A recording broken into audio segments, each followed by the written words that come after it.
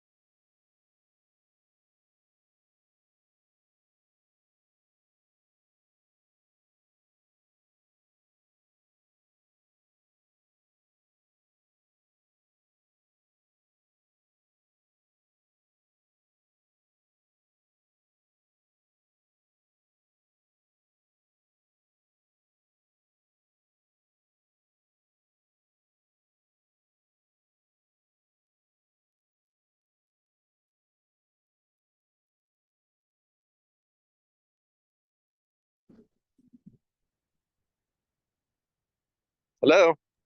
Hello. I want to screen this. Yeah. We're just trying to do some audio and tech here in our office. All good. I'm in Bolt. I'm walking. We're good there. All right. Okay. We should be, it's coming out of here though, right? Will one of you talk? Hi, good morning. Oh, I can't hear you. Oh, I can't hear you. Okay. I'm not on mute. Can you hear me? I can hear, so it's I the heard phone, you're all Vlad set. for a second. How come I don't hear you, Paige? Should I log back out and log back in? Try something different here.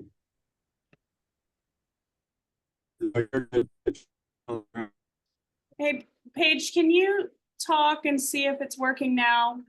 Okay, I'm talking. Can you hear me? I'm talking. It's like that Verizon commercial. Can you hear me now? I don't know if it's just Paige or if it's just. But Lad, I heard. I can hear Paige. Lad, can you say something? I can hear. You're on mute. Here, let me unmute you. Can y'all hear me? I can. Oh, now we lost you. Okay, something happened with our audio. Hold on one moment. Yeah, I can hear everybody except for. I can hear everybody. I don't. I Yeah. think it needs to be on the TV, not on. Mine said that I was muted. Can you hear me? I can hear you, Vandy. Can you hear me? Yeah. System. Okay, see if that worked. Well, we'll just have a party and hopefully the lights can. We'll have our own mastermind. That's right. That's exactly right. Oh my gosh. Good thing we hopped on. Yes.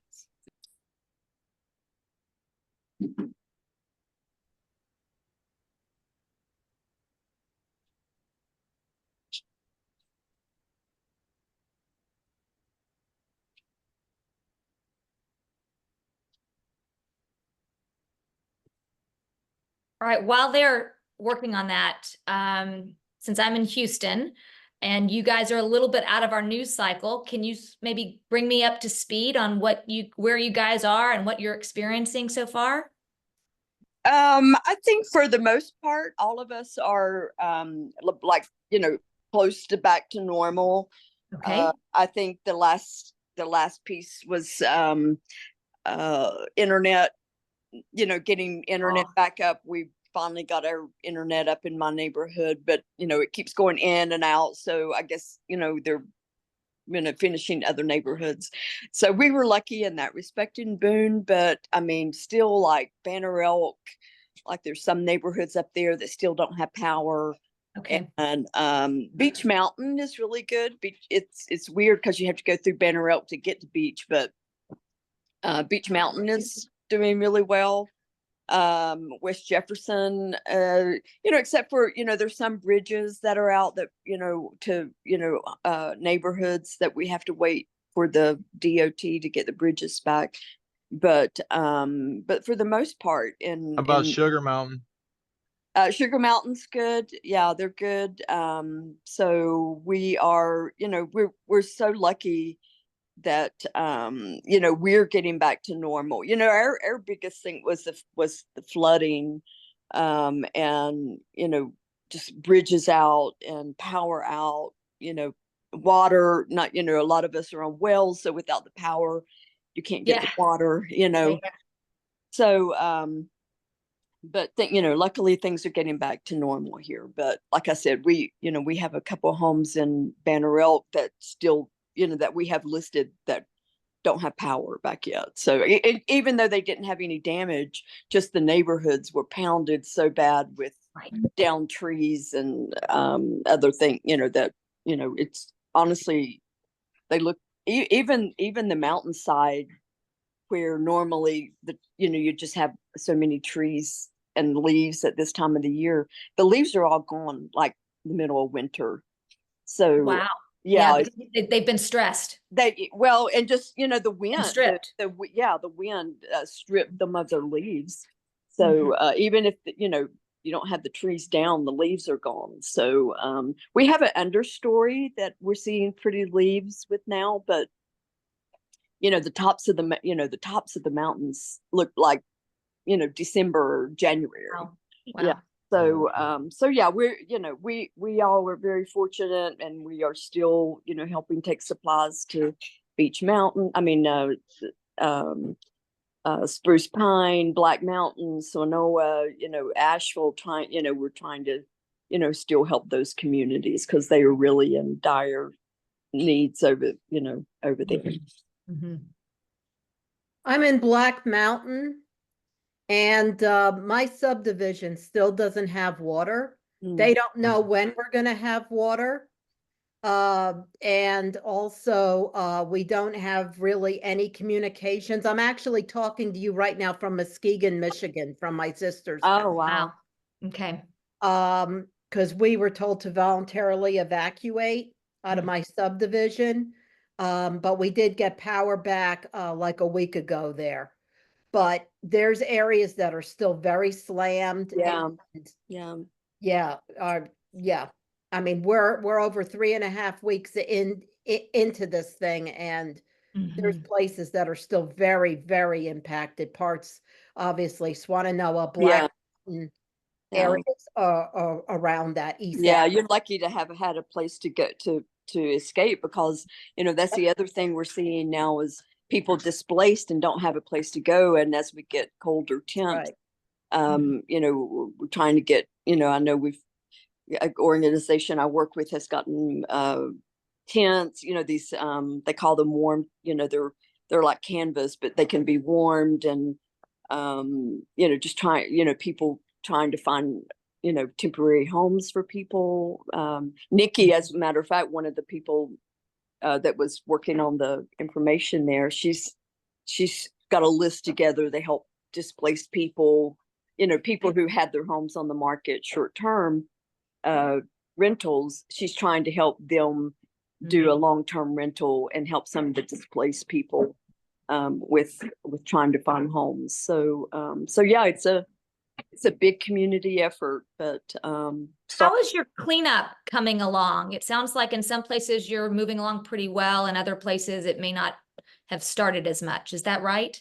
here we had the Samaritan's Purse that has really it's incredible. One day I was driving down, and stuff was as high as a house, packed on the side of the road.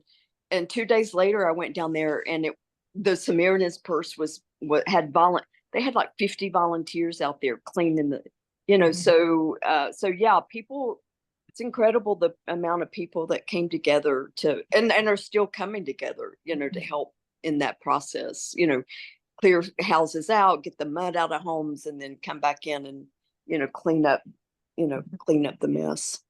I have a cool stat. I was talking to a girlfriend or an old client that works at Samaritan's Purse last night, and she said that since Helene hit, amongst all of their North Carolina spots, because they're in several communities, they've had 22,000 volunteers come out. Awesome. 22,000. And the cleanup, a lot of what's happening is the access issues. It's slow going where bridges are gone, roads are gone. And I have to spot. oh, I see what's happening. So we've got, it's stages. So as people are getting access to people's communities and homes, they're getting work done and then had access right away. You know, it's different than I think in most communities that are flat land, you know, the water came up, the water goes down, and then it's cleanup. We have had to deal with the water coming up and destroying, rebuilding, then cleanup. See the other one, Who? Andrew. I can't see him. Yes. I think he needs to be, like, he has to show his face. Yeah, I can hear you. Yeah, Oh, okay, there you go. okay. I'm gonna We're switch trying- to my computer. I just got back to the house. Screen, that's probably, Okay, that way there we go. everyone sees it. If you pin them, only you. Oh, Like, I didn't see that. No. I'm so glad I have Paige.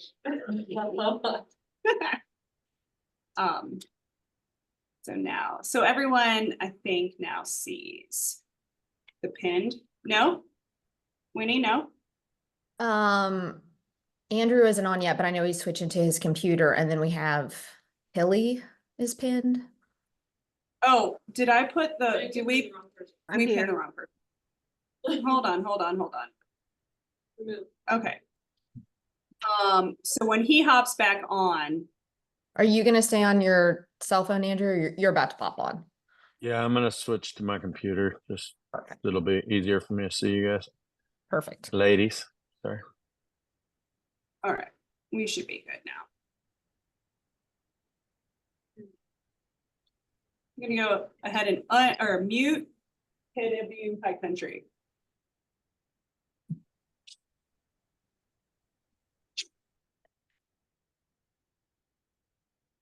Okay, perfect. Andrew, whenever you get switched over, we'll probably start then. Okay. Sorry. I wrangled Technology. you in.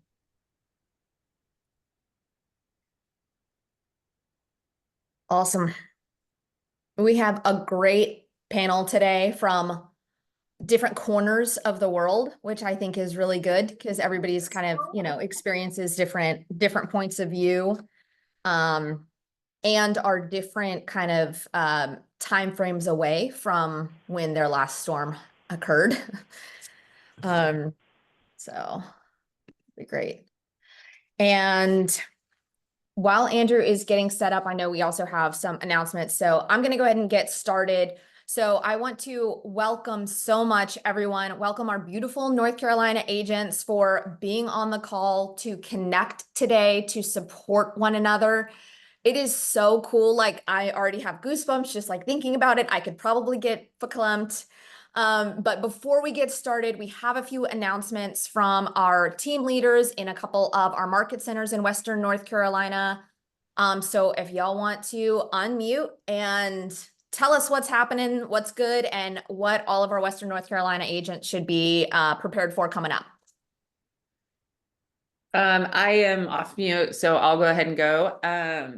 So in the Great Smokies Market Center tomorrow, we have our business planning workshop. It starts at 9. I know we have a couple people coming from Asheville, but if anybody wants to join us, I'm going to put the registration link into the chat. And then on October 30th, Winnie is actually coming here to do our unique branding and real estate workshop for us. And she is my favorite. So if you guys want to join us, I'll just go ahead and throw that information into the chat now. And I think that's all I've got, Winnie. And thank you so much for hosting this morning. Of course, of course. Do we have anybody else any other TLs that want to share anything before we start rocking? Oh, and Joseph is from my market too, so that's perfect. I'm also going to be in Boone the day before, the 29th, at the Boone Market Center to teach 6 personal perspectives. And so I'm sure that Carrie would love to open that up to the rest of the agents as well. And we'll be sure and get that link to you guys. But so today's topic is basically day 2 or, session 2 of navigating the market after a natural disaster. And so we're going to hear real stories of how to go from surviving to rebuilding and then to thriving after a natural disaster. And just know that more resources are on the way every single day, whether it's time, money, people, like everybody is on the way and still like actively headed to help Western North Carolina. I'm Winnie Rogers. I'm from Charleston, South Carolina. I have seen a lot of hurricanes, flooding, storms. So this is a real honor to be on here because I have navigated it from a super horrible storm when I was younger. So we're going to talk about that a little bit later on. And today, though, we are joined by our panelists, Lad from Wilmington, Paige from Houston, and then Andrew from Sarasota area. So before we get in, and Lad, remind me, you were in was it Hurricane Florence? That was your like really bad one? Hurricane Florence. Okay, got it. Yeah, And then Paige, Wilmington. you were Harvey in Houston. And then Andrew has a unique point of view because he's got Ian, and then Milton came up and got y'all too. So you're kind of in the midst of one. Or, yeah, you're like Helene like 2 weeks prior. So. yeah, Helene. So he has like very recent and is kind of that present progressive tense of having like still going through it with you guys, but also Ian hit him a while ago. So I just wanted to open up the panel and just ask if each of you, and I'm going to just kind of do round robin style, would do a quick intro about you, your business. I know we already covered where you're from, but if Paige, would you mind starting? Yeah, sure. I'm Paige Martin, founded the Houston Properties team. We run a big business here in Houston. But really, I think the most important value I can bring to the conversation is not to talk about my business, but to tell you that I've been in business over 20 years and have personally worked through, I counted up today, 13 major weather events. So we get one about every other year, becomes par for the course. So we just pull out the playbook and rinse and repeat at this point. But I will tell you guys, what we know from being through these storms is that the most important thing I can tell you is that this too shall pass. It may not feel that way at the moment, but I can promise you that there is a gift in here somewhere if you just look hard enough.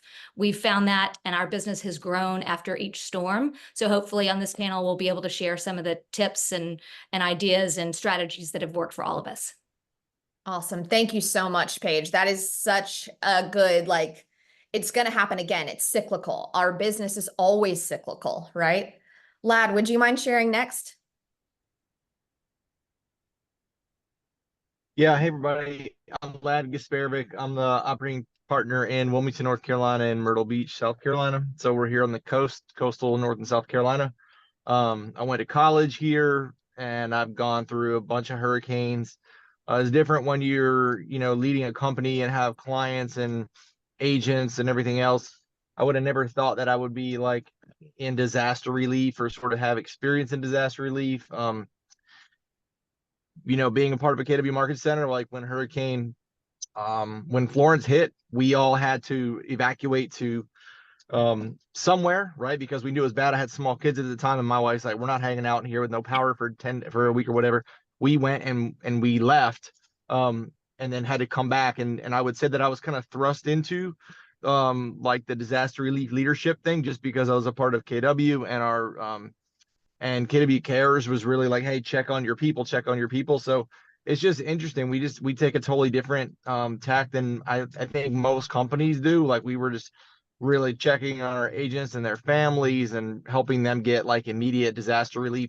I mean, they were putting money in people's accounts within 6 hours of people calling, so people could evacuate. Most people don't evacuate storms because of lack of finances.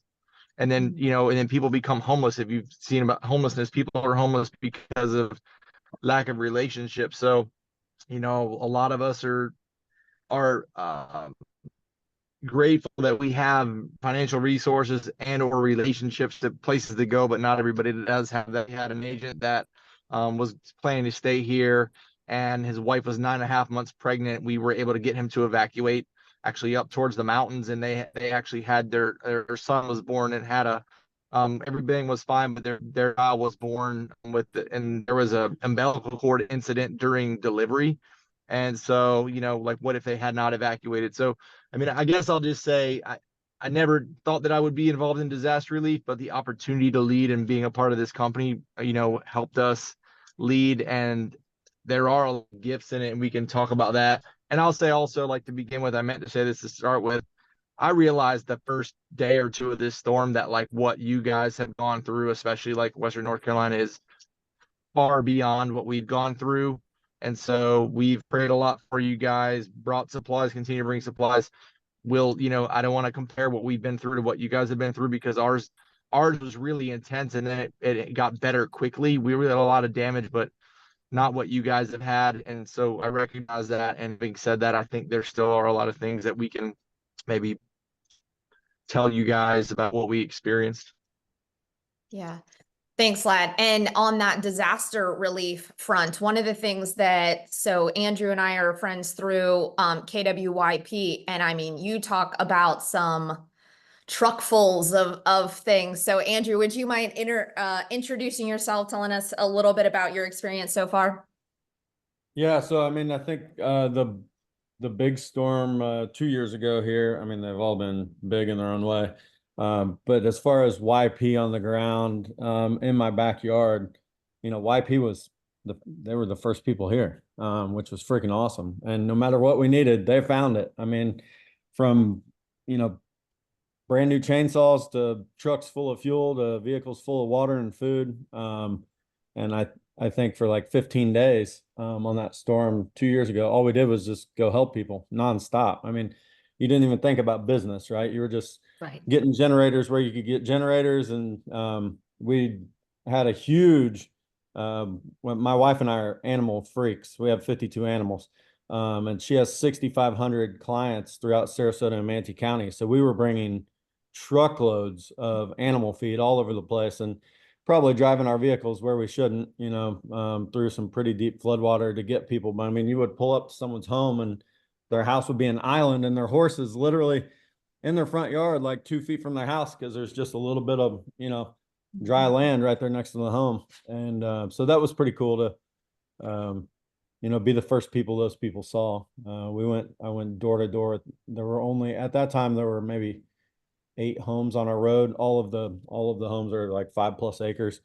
And to be the first person those people see, from a lady that was battling stage 4 cancer, was on an oxygen machine, to another woman with a little girl with I'm drawing a blank of what it is. Basically, she has no muscular strength. I can't think of what the disease is that she has, but just on and on, like literally every single neighbor we went to on that street needed help. And so it was cool to be the first person to them. And then we just started branching out further and further, right? And every storm has been different. That's right.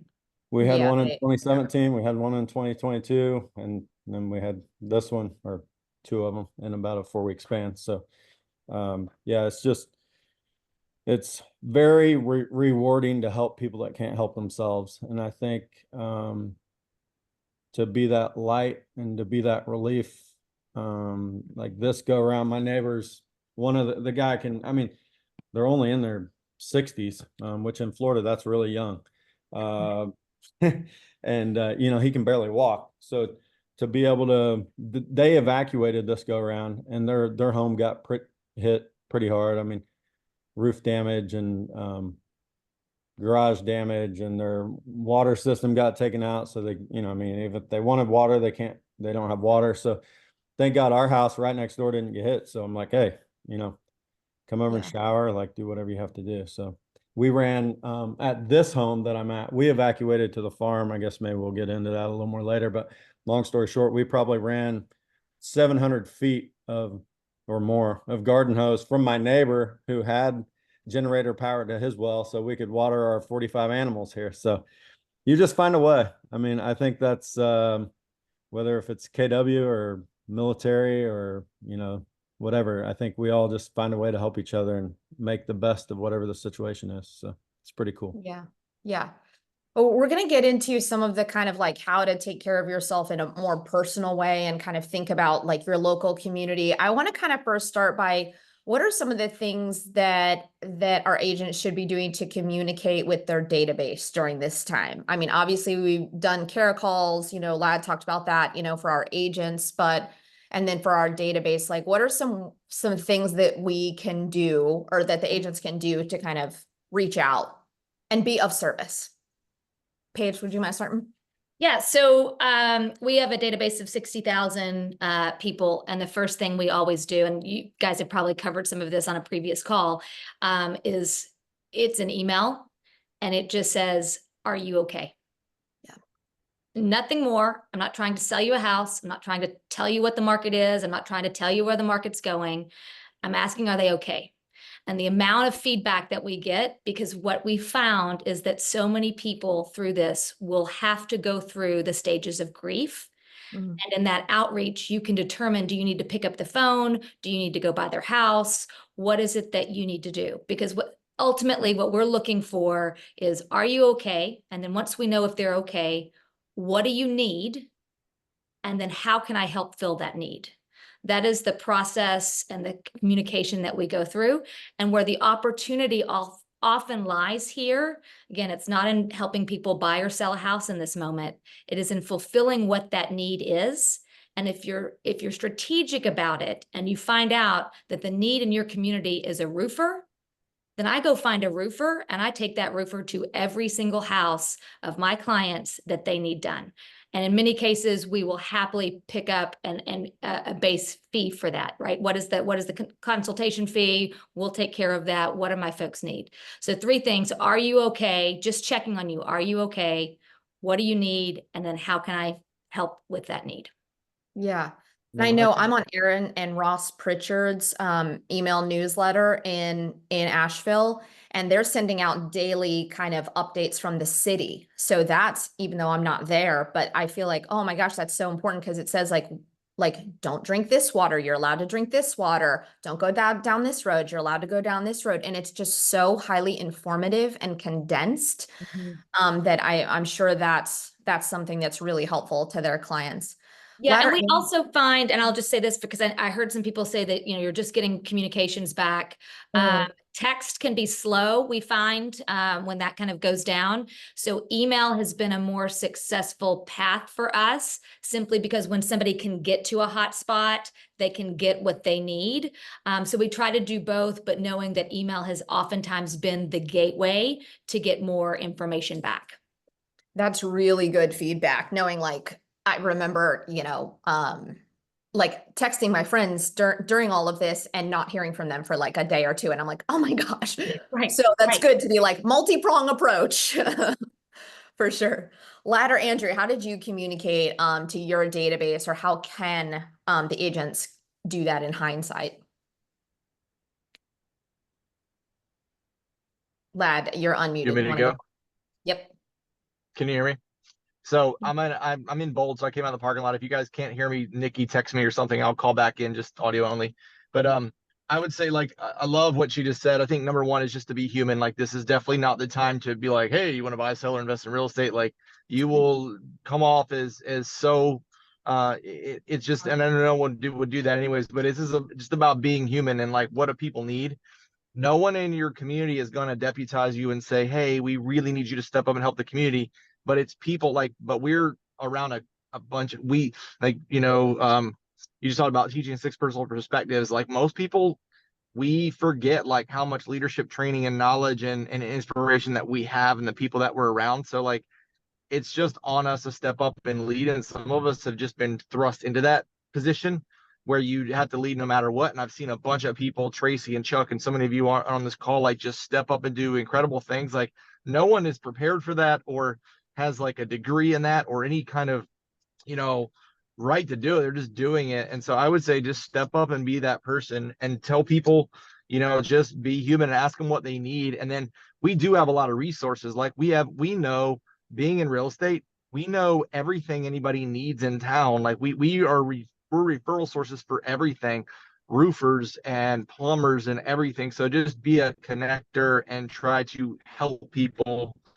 I got a great call. So Dave Cash in Asheville, I got a email or I got a voicemail from him maybe a week or so after the storm because I'm in his database. We referred some business back and forth, and he just said, "Hey, this is Dave." It was like a generic one, and it was a so I would say be TCPA friendly and everything like that, but it was a voicemail drop, and it basically said, "Hey, this is Dave in Asheville. I'm just checking in with everyone in my database to make sure that you're okay. We have a lot of resources," and it was like we're compiling a list of where disaster reliefs from and possible loans if you have needs for water or whatever else, and it was basically listed out all these things, and it gave people a way to reach out to him for resources, which I thought was great. It's just coming from contribution, and like we're not doing this because you want to come out of this being like the mayor of your town or the number one agent in your town. You're doing it to help and really come from contribution and just be a great person. And the result is probably that you're going to be seen as a leader in your area, a leader in your town, a leader in your in real estate and in your community, because other people aren't going to step up and lead. So I just think it's not the reason you would do it. The end result too of doing stuff like this is the culture that we built in our market center, the culture that we built in our neighborhood, because other people are just looking at you going, "Wow, this is amazing that you stepped up," and you're going like, this is just what our company does, you know? That's true. We all have so much leadership training, and we're all leaders in our own, like in our own business, in our own market center. That's why that's why y'all are even, on the call and everything. So like, we shouldn't take that for granted or like look a gift horse in the mouth and just like be like, we have this skill set, we're organizers, and we usually have fat Rolodexes, right? So like, let's go, right? Andrew, how did you communicate? And with your conversely, the team? people that are lead. Oh, go ahead. No, you're fine, brother. Go ahead. I was just going to say, some of the people that are in leadership positions in some of our towns, they haven't been around what we've been around. And some of them, well-meaning, they don't necessarily maybe have the background and the confidence to step up and lead. So, I mean, we've all seen what people in communities can do. And I'm not, this is not political in any way, but like the government's not set up to help people in huge disasters like this in any like meaningful way, like super quickly. It just logistically doesn't work. And especially in what we've seen in Western North Carolina, it's funny because we've had people from other companies talk trash about us online and offline and everything because of KW Cares and doing this, and we've been accused of being of like, just because people put stuff on Facebook, and we've been accused of that. But then you see, I mean, when this disaster happened, we had an agent that the most recent disaster that happened, we started sending supplies up to Asheville and all of you guys, and we had one of our agents who left us going on and like he's not at a different company now. He's putting all these rants out there about how it's really stupid to give supplies to people who aren't nonprofits because the supplies don't go as far. You could, for $1, you can get a case of bottled water if you're a nonprofit, all this other stuff. And it's like, that's just not reality. The reality is like Boots on grassroots the efforts like ground. what we do. It's so much faster. And it's so like, and people wouldn't care. People don't care the day after the storms or the week after the storms. Like people were trying to survive. And so like, I just think like realizing that you're in a leadership position no matter what, and just stepping up and leading and not waiting for permission. Yeah. Yeah. Andrew, how did you communicate to your database? Yeah, I mean, mine's a little different than 65,000, right? So, I think it's closed around like 230 homes in the last 5.5 years. So it's pretty easy for me. I kind of triaged it. I knew where the storm did the most damage. So reaching out to those people first, and the people that don't respond, like those are the people that you have to drive to their house first. So the morning of the storm, this last one, we knew that the waterfront, the intercoastal, the beach properties were the ones that were nailed the most.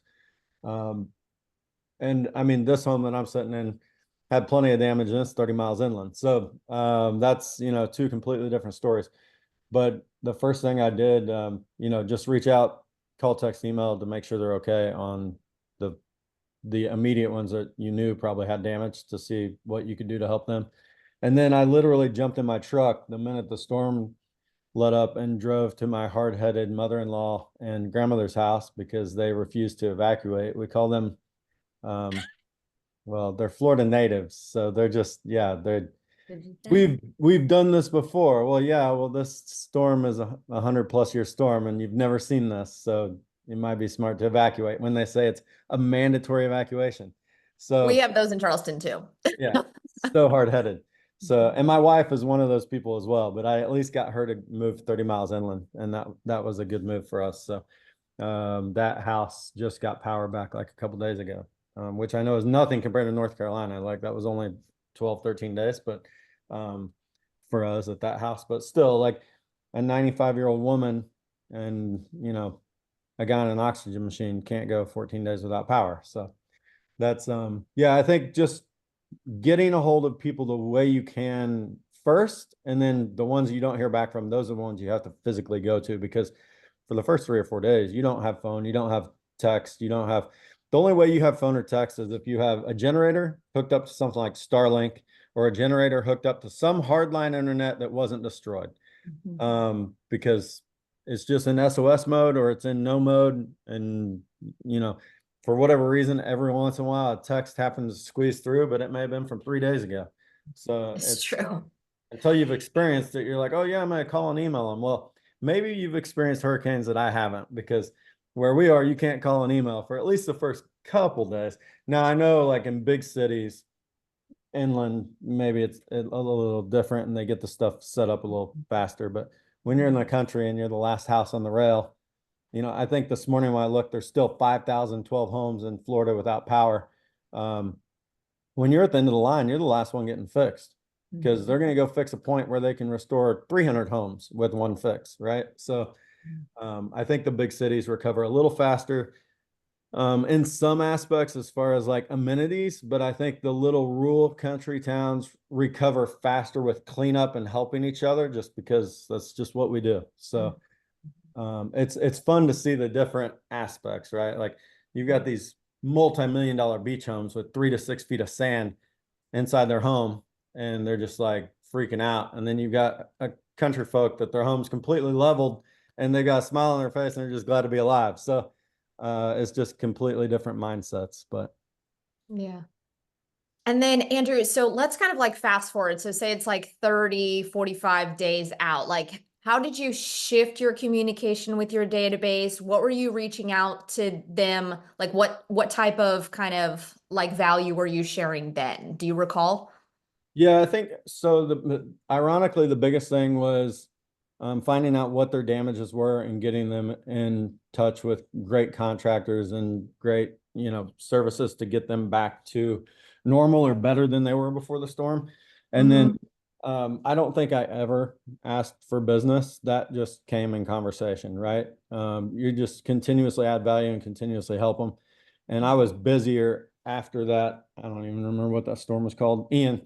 You know, I was busier after Ian than ever in my career. It's like a byproduct. Yeah, I mean, you just help people, right? And they know what's real and what's fake. So Yeah, that's for sure. And then Paige, so that's kind of what you were getting into. So how can you help? So you're facilitating these, like, you know, the contractors, the roofers, whoever else. Like, what other information could our folks share, you know, in say 30, 60 days out? You know, I think you still have the same message 30 to 60 days out is what do you need? Because what you need on day 1 to day 5 is very different on day 30 or 45, depending on the level of damage, right? And so we still just run that same question. Okay, I'm checking back in. Are you still okay? For those of you who are using that have a larger CRM and sort of send out newsletters, I think that's helpful, especially for here's the updated information. Do you know this? Do you have this? That kind of thing. But on these outreaches, even with our large database, we are sending personalized text-based only emails. I think we lose when we try to make this a mass marketing thing of, hey, here's my constant contact, and I just want to see if everybody's okay. Well, right, that's like sending a mailer. I mean, that's not going to get you where you need to be. The things that our agents, because I have 15 agents on my team, at this point, typically at 30 days, we're really starting to make more house visits, right? I'm just back in the neighborhood, knocking on doors, just happen to be here, seeing how things are going. And then you ask the question, how's everybody else in your family, right? How are your relatives? Who else do they have in their world that they're worried about? Because what their concept is, they may not just be worried about that individual household. They may be worried about their elderly neighbor who can't get to the hospital. They may be worried about their sister-in-law down the street. So that's when you start figuring out who else in their world needs help and how you can then provide the resources for them to do that. I cannot stress enough the importance of vendor partnerships during all of this. And checking on your vendors, especially begin day 1 to day 10, to see who's working. Are they okay? Are they ready to go? So that you then know where your resources can be. Oh, that's such good advice. Like almost like pre-planning, like, okay, well, this is my main roof guy, but his whole house got torn up. So like, we're not going to bug him right now. Like, all right, who are my, my bench, Right. who's on my That's bench? exactly. Who can come out and muck out a home? Who can come out, and you're Right. going to need a lot of handymen, because some of this is not, you don't need necessarily a qualified contractor to cut out sheetrock. Yeah. So figuring out who you have in your stable, that is so, so, so important. And I love that because that's an actionable item that the folks in Western North Carolina can do like right now. Is like, okay, let's get on my vendor list right now. Like, let's check in, let's, compile it, put it together, and then start these like additional reach outs. I love actionable items, actionable steps. So that's like something I'd be like, check, call to action list. Yeah, Lad, what do you kind of suggest, in those like kind of, 30, 60 days out? With respect to the clients, or are we talking about just general overall? I would to your database. Yeah. So I would say same thing, right? Like 30, 60 days out, hopefully you've got, all communication. In our case, like with Florence, we really couldn't get back here. You were either stuck here and you couldn't leave and didn't have power or anything like that. A lot of people had water, but didn't have power. When you wanted to come back, you couldn't get back because everything was flooded and all the roads were flooded out. But by the time we got back, we could do email communication. We could do phone communication. So it was just continue. I would say very similar to what we did early on. And for my wife and I, it was probably we have an opportunity we still do sell, but mainly friends, family, people in our neighborhood, like in our sort of geo farm. And so just reaching out to people in our neighborhood and our neighborhood Facebook page, I just felt like we had resources, or we being steps ahead of what most people were thinking, because we were involved, because we had KW Cares and Mark Brenham and all these people that had us on disaster relief calls. So I was just kind of sharing with people what we were doing, putting stuff on Facebook, and just letting people know, like that Dave Cash call I told you guys that we had recently. It's like, we have resources. I just wanted people to know that we were a resource for what they needed. And I feel like we're good at helping people solve problems. And sometimes, like, one thing that I don't think is talked about enough is just, and we experienced it, so I can't imagine how much people in Western North Carolina and everywhere are experiencing, but like, you definitely go through PTSD. Absolutely. And that's going to be a real thing for many of you, and many of your clients and family for a long time. And so, like, I remember days where like my brain was just not firing. And then also like having to take care of myself and tell people to take care of themselves and rest. We had the Meg Agent Summit here in Wilmington last week, with Carolinas. And we did have some people from Black Mountain and Asheville and Boone and everything come. And I suspect that some of them felt guilty because there's this thing inside you that wants to just never stop. And you feel like you can't stop, but like, it's the whole thing. Like, you got to take care of yourself so you can help take care of other people. And I don't think a lot of people really realize like how traumatic going through an experience like that is, and how people in their family and people in their communities and churches and companies are impacted by it. So we also just started having conversations with people on our team and in our market center and in our community about, at some point, And for us, it was probably around 30 days. It was like, okay, we've got to go back to somewhat normal. Like I can't be disaster relief mode. And this was us in Wilmington. And I'm not comparing because I know there's still way more to be done where a lot of you guys are. But for us, everyone was safe and things were starting, and we had to turn a corner, but we had to like give ourselves permission to say, like we don't work for Samaritans first. We volunteer. We had a lot of volunteers. This was in the good old days too, when KW Cares was like, we were doing disaster relief. We were sending people in, like, you weren't supposed to have chainsaws, but some of us may have had some chainsaws, and we were mucking out houses, and like, it was amazing because we just wanted to do something. Well, we were doing that, and we just kept doing it. And at one point, we're like, okay, like we had to have reality. And we talk about this with our clients and our agents too, is like, we've got to go back because we can't help our families and ourselves and our community unless we're doing what we need to do to take care of ourselves financially and, just mentally, psychologically, things like working out, things like going to work and getting back to work. It was really hard for some of us to do. I remember having agents say like, I just can't do it. Like I feel like I can't go back to work. And so it was like, well, how can you go back and just. Yeah, for like 1 hour or just something like, just make those like small strides towards like normalcy. I love that he brought up the personal like growth and the like how to take care of yourself during this time, because it is traumatizing.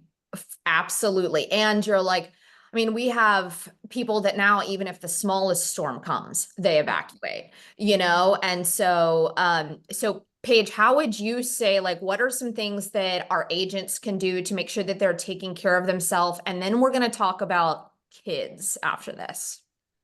Yeah. But yourself first. You're so right on the PTSD. We had one area of Houston that we had flooding in 2015 on Memorial Day, and then tax day the next year, another flood. And then the year after that, Harvey. So 3 years in a row, this neighborhood got hit.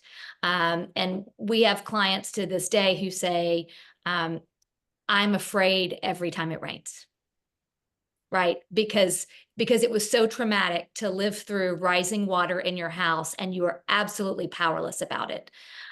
So for our agents, one, we push them to recognize where they are in the stages of grief, right? Because you've got to get to acceptance, but you're going to go through, we live in the bargaining stage. It goes like this. We live in the bargaining stage, stage 3 a lot, right? Because we're pretending that we're okay. And in these stages of grief, we will also move up and down that ladder for sure, right? Because there are days where you're going to go back and go, I am freaking angry that this happened and that I have to start over and that this is what it is. So one of the things that we really encourage, especially once the adrenaline rush of helping survival mode kind of moves on, is the importance of doing one, time blocking. What is the time block, just like you would time block for business development? What is the time block that you're going to check and help on people? And then 2, what is the time block that you're going to do to make sure that you are doing whatever that self-care is, whether it's exercise, whether it's cooking, whether it's taking a walk, whatever that is, you've got to time block that, because otherwise you're going to look up. And in these times where your schedule is in flux, because it's not your normal business day, you will lose the time and not be productive and find yourself 6 months down the road trying to restart where you are. And we all know what happens in our business and our life if we put everything on hold for 6 months, right? The lead up time for that is now you're a year behind where you need to be. So time blocking is essential for us. And the other thing is recognizing when you need to have an emotional conversation and when you need to have a practical conversation. And then with the people in your household, getting real clear on which one you're having, right? Yeah, tell me more about that. Yeah. So how many of you been in a relationship where you come home and you've had a rough day and you just want to vent? This is hard, blah, blah, blah, blah, blah. And your partner looks at you and says all of the right things of how you could make it better. But you're pissed because that wasn't what you were looking for, right? You were looking to have an emotional conversation with somebody who could listen and give you a hug. You weren't asking for help. So understanding in your families and then also translating this to your clients. Are they looking for an emotional conversation? Or are they looking for a practical conversation, right? I know when somebody says, I don't want to just give it away when they're talking about pricing, that's an emotional conversation. That whatever I say next, practicality, they're not going to hear. So understanding the emotional dynamics that go on and protecting your headspace in that is absolutely critical to moving forward well. Yeah, and I'm also hearing like understanding the stages of grief specifically, and of course like that knowledge that you never are, it's not a linear pattern. It's not linear like that's what you can guarantee about grief, is that you're going to go back and forth. You're going to go down a couple ladder rungs and you're going to pop back up. It's like that 2 steps forward, 1 step back. Yeah. Andrew, how did you kind of deal with this? You know, and you had to care for you had to care for animals and people. And so like, you know, like I saw online, like you just like pour into so much. Like, how did you take care of you? Yeah, so I think I think in 2022 for Ian, I did a terrible job of taking care of me. So I don't know if I'm getting older and forced to do things differently or what, but I think Ian, you know, I ran on adrenaline for like 13 days with very little sleep, if any, and then got hurt. Well, then you're no good to anybody and no good to yourself. So if you would have just tried to get some normal rest, and I mean, it's hard, right? If you're taking care of people that need help, but this time I did better immediately after the storm of asking for help. So like one of my military buddies and his wife came down the very first weekend because we had animals everywhere, and where we brought them, it was not set up for 45 animals. So that's kind of chaos. I mean, there's literally 4 dogs right here around my feet and another 4 dogs in the bathroom behind me. Well, they're puppies, thank God. And then a dog in there and a dog in there. So it's chaos, but we're slowly getting this place set up for that. And then, you know, I think it's almost an injustice to ask anyone for help that's like nearby you, unless they truly just were not affected. So this go around, I basically call my dad, call my uncle, call my cousin. I'm like, look, I will fly you down here. I'll pay for your food. Like, we just need help. So they were here like the last 6 days, which was huge to have, you know, 3 extra grown men. And it was funny because my dad and my uncle are like, you're not getting 40-year-old Uncle Mike and Dad. You're getting 68 and 69-year-old Uncle Dad and Mike. I think all 3 of us took more ibuprofen in the last week than we've taken in the last year combined. But I think that one of the big things, I mean, if you've never lived in an area through this, or you're moving to an area through this, like the first question you have to ask is, are you going to evacuate, or are you going to stay? Because there's 2 completely different preparations and 2 completely different checklists. And depending on who you are, I'm about to cry just thinking about it, but it's silly to, like, the only thing we cared about was our animals, but it's really hard to work your tail off your entire life and have everything you own in a house, and to be locking the door and evacuating and realizing that might be the last time you see any of it. Right. And so you try to like throw things up high that you can't replace. Like, as silly as it sounds, the things that I put up high were like family photos and like things that could not be replaced. Right. Like of my grandparents and our family and stuff, and all the other crap that was like TVs and whatever, like they just were where they were. Like, that's easy to replace. It's not a big deal. Right. But you grab like your social security card and your birth certificate and like things that you have to have, right? Like, have that checklist of things that you are going to make life miserable if you don't have them, right? If you lose everything, like if you could at least have a social security card and a birth certificate, as stupid as that sounds, and some cash, because if power is out and there's no ATMs and you can't buy anything, then that can be miserable. But I could teach a class on lessons learned from all 4 storms I've been through in the last 7 years and how all of them were different. What went wrong, what you learned. Like this time, what did we learn? We learned it's great to have a generator, but if you don't know how to fix a clogged carburetor, and you didn't put fuel stabilizer in your generator after you used it 2 years ago, and you go to start it and it doesn't start, what are you going to do? Well, you either need to know how to fix the carburetor, or you need to have a backup generator. So, you know, it's like every storm you learn something new, and how to prepare for the next one. Like this one, I learned that if I've got a generator and fuel and I've got water and I have a jar of peanut butter with a spoon and beef jerky, I can survive a good 4 to 5 days off beef jerky sticks and peanut butter and a case of water. Like, so, or your favorite items, whatever doesn't have to be refrigerated. But and if you're going to evacuate and you know you're not going to come home for like 3 or 4 days or a week or 2 weeks after the storm because it got wrecked, like if you have time, clean out your refrigerator and throw it all away. Absolutely. Because your fridge is going to smell a lot better when you come home than if you left all that crap in there. And it's just, I mean, there's a million things you could do to prepare, and you can't do everything. But I can tell you, when I left my house inland, that's like a mile from boatable water, and the reason we left was because 2 weeks prior, Helene, like less than a mile away, there were homes with 5 feet of water in them. Well, this storm surge was supposed to be 10 feet higher than that, if it was the worst, right? Like worst case scenario, what they were predicting. Thank God our area didn't get that. But when I left my house, like our road was flooded at 3:30 in the afternoon, you know, 11 hours before impact. The ditches were already full. The road was already flooded. And here comes this Cat 4, Cat 5. Don't know what cat it's going to be when it hits you, but it's going to be nasty. I don't know how many of you guys watched it, but the craziest thing, like from the eye south, basically maybe an hour prior to impact and after impact, the eye south had like no rain. It was just wind. It was a lot of wind. I mean, it was like, you know, 75 plus and 104 to 170 mile an hour gusts. And it was, Florida had like 126 tornadoes. That does more damage than some of the hurricane winds. So just every storm's different. And like, if you guys are crazy and you want to stay for a storm, I can help you prepare. If you're smart and you don't have 52 animals and you can evacuate, just go take a vacation somewhere where the storm's not going to go.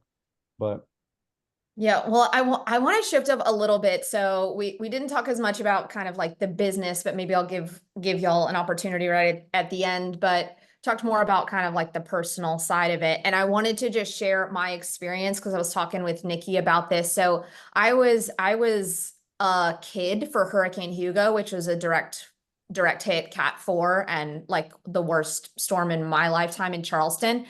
And I lived kind of more like how Andrew lived, like outside of town, you know, like rural areas. So we could not get in or out of our neighborhood for a long time.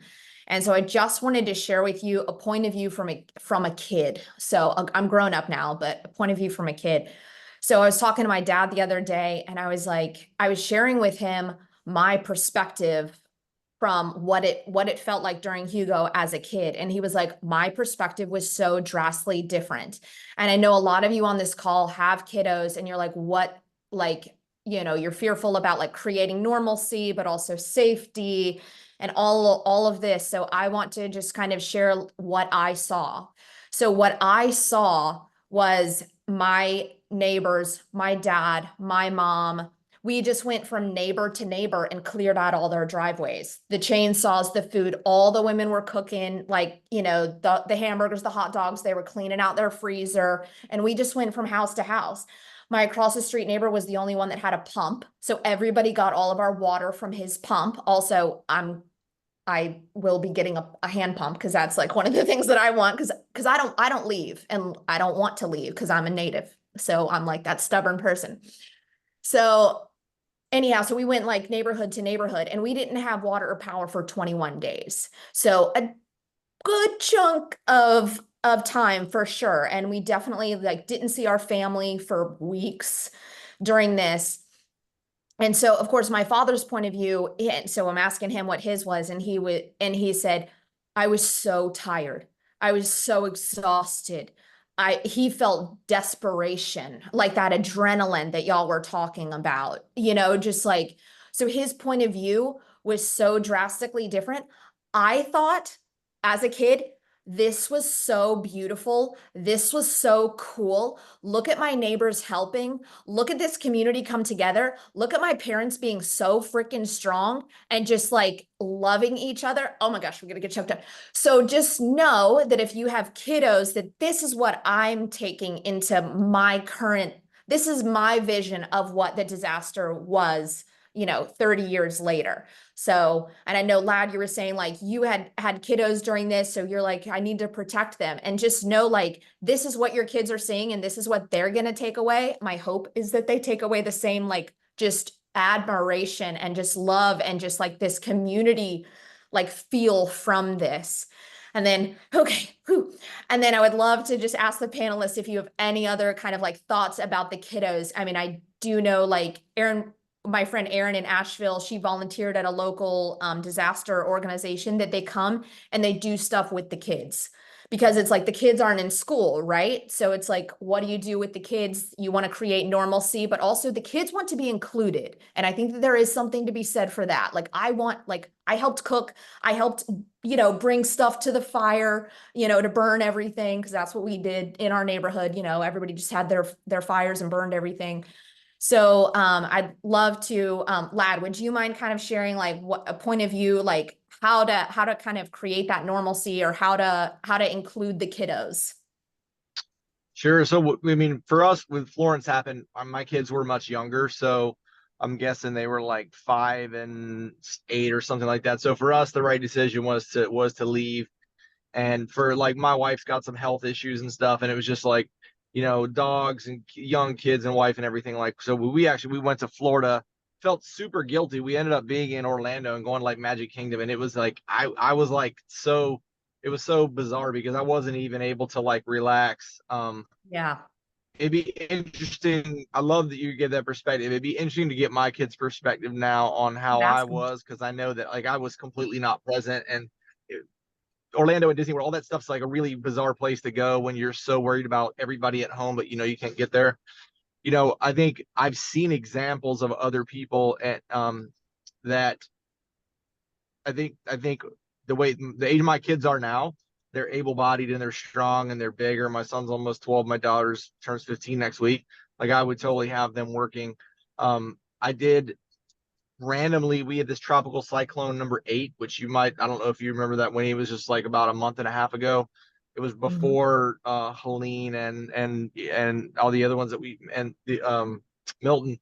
But this random storm just hit we have like we bought a dilapidated beach motel about 3 years ago, and we just finished renovating it, and out of nowhere it flooded. It had water that came 5 feet up. And so our kids got to see what we did. We got to see what it looked like, but we had a hotel full of guests and staff that got stranded there. And I think we just let our kids see, like, this is what we do. Like, we suspended. I wasn't working. Like, my job was making sure that they were being okay. I bring my kids along with that stuff. And I think age appropriate, getting them involved. And like, my wife and I are very different. My wife is very much like, would not want them to be around that as much. But I think that it's good for them to see us. And I think the gift in all this is like, the whole purpose of life is to love other people and build relationships. And like, and I think a storm kind of shakes us out, just like COVID did, shakes us out of our normal daily routine. And like, we get to see like what's really important. And we have an opportunity to help other people and serve them in whatever way we can. Yeah. Yeah. Andrew, did you want to share related to the kiddos? So we don't have any kids. We just have 52 animals as our kids. But I think whether if it's kids or animals or just you and a spouse or whatever, I think one of the biggest things you can do if you're staying is filling your tub with water and filling like something big, trash cans or something with water that you can flush your toilets with, right? Like you're not gonna because even people in the city, like before the storm, they shut their water off. And they're in Yeah. the city, and they're like, "Oh, we live in the city. We're gonna be good." And no, it's the country folk on the well water that have a generator that can still have running water.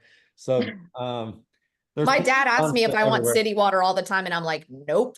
Yeah, there's pros and cons to all of it for sure. Yeah. My sister, I just became an uncle. My little nephew Colt is a Milton baby, so she was supposed to be the Monday before the storm, and then they moved her to Wednesday, and then they said, well, let's try to get you through the storm. So like the day after the storm, she went to the hospital and checked in and then got induced. And so that I'm sure they would have a fun perspective of Yeah. going back to their What that home and was living like. on the generator for a little while with a new baby. Yeah. But I think, yeah, I mean, just having enough water and having enough food, regardless if they're pets or, real children, And as far as normalcy, it is funny, like, this house that we moved to basically had no furniture. It just had a bed. So getting like the dog bed and getting their toy bin and getting some things that made them feel normal, Mm, I think is yeah. huge. yeah, yeah. Paige, and I know you have a huge team as well, and I'm sure between all of y'all, like I'm sure kiddos were a big part of your recovery and all that kind of stuff. So tell me about your perspective. Yeah, Winnie, it's funny because when you told your story, I was thinking about my first hurricane, Hurricane Alicia in 1981. I'm going to date myself here. And being a kid of the 80s, man, we went out during the eye of the hurricane and played. Totally. The flood waters, we walked in it barefooted and did all the things that people who didn't ride in car seats or didn't use bikes with helmets, all the bad things that you now know are very no-nos. And what I remember of that time is, one, the enjoyment of being able to be with my family and help others, because I felt like I was doing something really, really important. Super, totally. And what we found with our team, especially for those of you now that you're 30 days out and things are a little bit different, that, oh, look at the puppies. Oh man. Now that we're 30 days out, what our team is doing, what typically does, is we try to normalize their schedules as much as possible. I talked about time blocking as well. They work that time blocking into their schedule as well. And they take those little suckers with them. They turn them into little helpers, right? So if school, if don't know when school comes back. Yeah. That's right. If you're getting in the car and checking on neighbors, if you're getting in the car, checking on clients, nothing is more precious than watching a 5-year-old walk up to a door and knock on the door and say, "Are you okay? Do you need anything?" Right? I mean, that wins the hearts and minds of any of the coldest, grinchiest souls. So using it as an opportunity to change your children's lives in a powerful way that they will take with them for the rest of their lives, really, I think, is the beauty of all of what these storms can bring. Yeah, yeah. I mean, I do think, like, kiddos want a purpose too. They want to be involved. They want to be helpers, And so, of course, within reason and safety and all that kind of stuff.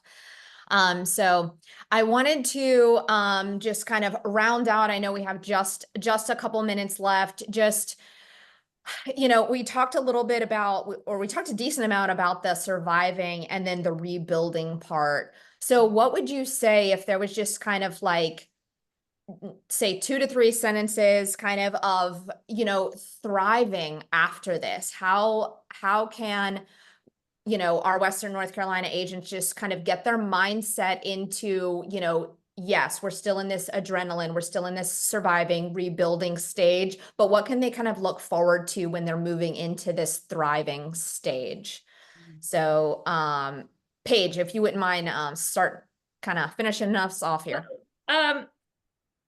Every storm's different. We've said that a lot. So depending on when your thriving stage is will depend on how your community is coming through it, right? Each market's going to be a little bit different. Some on this call, it sounds like you're almost back to normal. You're almost there. And then I hear some of you guys that you still don't have power, right? So that's a big dichotomy in a similar area.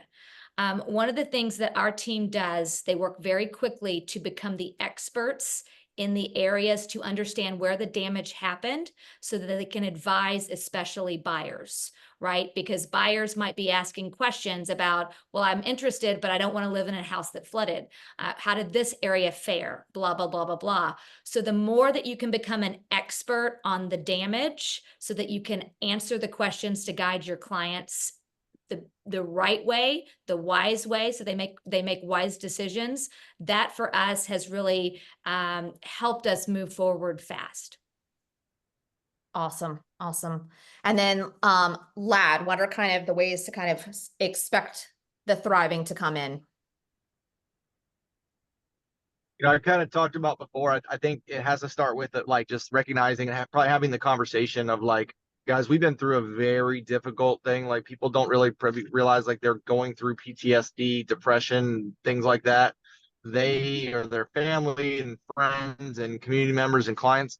I would just say, starting with that recognition and the fact that like we do have to move forward. I think the second thing is like helping people realize that if you look at any of these places with major disasters, including Wilmington, including like Carolina Beach, where our property 6 weeks ago was underwater, however long ago that was, these things will rebuild, and you're always looking to build it back better. So I think find the gift, like what's the opportunity in it.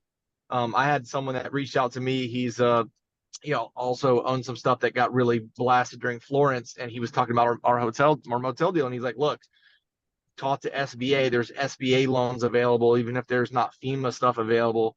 Well, that's a huge, I wouldn't have known this, but I talked to someone. So like this guy was a mentor to me and just let me know. And so I'm looking at this going, hey, I've got insurance money. I didn't know that there's an SBA loan. Well, I could this could be almost like not to say a windfall, but like if I hadn't known about that, I wouldn't have thought about just getting an SBA loan to redo our, to do that. I would have just taken insurance money.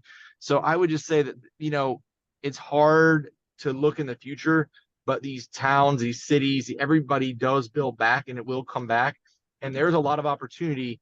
It's already, what's done is done, but there is a big economic opportunity. I mean, if you have friends that are general contractors, like if I was a general contractor and I wasn't tied to Wilmington, if you're a great contractor, you know what you're doing, you're honest and you're trustworthy, what an amazing opportunity you would have to be anywhere in the western part of the state right now to help people and make a good living. So there is going to be so much opportunity for everybody on the other tail end of this. It might be hard to see, but it's real and it's happening, and it will happen. It's happened every storm we've seen. Yeah. So that's a good point of view in terms of like, okay, talk to your clients. What do they need? Get the vendors, but also having that, like, consider your clients or even yourself, but your clients for, potentially some of those loans, some of those kind of opportunities to help them repair. So if we do the research, that can also be another kind of like point of contact within our database. Like we know some of our clients are small business one of owners my as well. good friends lost his dental practice in downtown Asheville. So I called him and said, and he doesn't have flood insurance. A lot of people don't. And he lost millions of dollars worth of equipment. So I let him know about the FEMA stuff and about the SBA loans. And gosh, if you do have to have a loss like that, if there's an SBA loan for 3.5% with a 30 or 40 year amortization, like, do you think your clients, because commercial is different than residential, and FEMA and disaster relief, there's probably more resources maybe for, Sure. Just private and residential individuals. And then all the people that are uncovered for commercial, like people's livelihoods and their businesses, they don't know that there might be FEMA grants or there might be SBA relief and other things. And I'm sure there will be more coming out from the government. This is like an unprecedented storm. They can't just not do anything. There's going to be long-term help. I would imagine, kind of like they did with COVID, that there will be tax relief, that there will be loans, maybe grants, all types of things I would imagine will be coming. So like staying on top of that and making sure people are aware of all that and just continuing to help. Yeah. Awesome. Thanks, Lad. And then Andrew, let's round it out with you. So kind of how to move from surviving and rebuilding to thriving. Yeah, I think it's just getting back to the normal, right? Adding massive value. If you see like fun community events, exciting things like reopenings of businesses, getting the local support to them as they get back on their feet. And then like here in this area, there's an area south of Siesta Key. 40 years ago, there was a thing called Midnight Pass, and it was a canal where they could get from the Gulf to the Bay. Well, man closed it with their infinite wisdom and money. And the storm opened Midnight Pass. And so there's a lot of locals that are very excited about that because the bay is getting fresh water and there's an extra little sneak through for boats and all these cool things. I mean, terrible, but great, right? There's always something positive out of something negative. And there's also another one down by Minnesota Key along Ski Alley. So if you have a boat or find a charter captain, like do something fun, like I'm going to take my boat or charter a boat and invite people out to go see the new Midnight Pass, or let's go through the pass together, So I think it's just getting back to normal, whether if it's once a month or once a week or whatever you can pull off. And then supporting those local businesses as they reopen, I think is crucial. So. Agreed. Yeah, for sure. For sure. So that sounds great. I love that you kind of left us on this, like find the glimmers, find the glimmers, whether it's the people, what it'll do for the environment, things like that. Just try to Puppies find the and glimmers. pumpkins. Yeah, and make the decision that it's time to like shift your mindset into that next stage of this. Well, thank you guys so much. Thank you, Paige. Thank you, Andrew. Thank you, Lad, for being on. And just a reminder, we put all the links again. These are in Boone and in Waynesville. So there's tons of normal, ish things to do. Events, come and see me. I'm so excited. I can't wait to be up there. And thank you so much to Nikki and all of the Western North Carolina agents for being on, for investing in yourself, because this creating that connection again is a huge part of your step forward towards rebuilding and thriving and growth. So I just appreciate you and Nikki so much for being on and for organizing this for everyone, and to our team leaders in Western North Carolina. We love you guys. Let us know how we can serve you. Bye, guys. Bye. Thank you.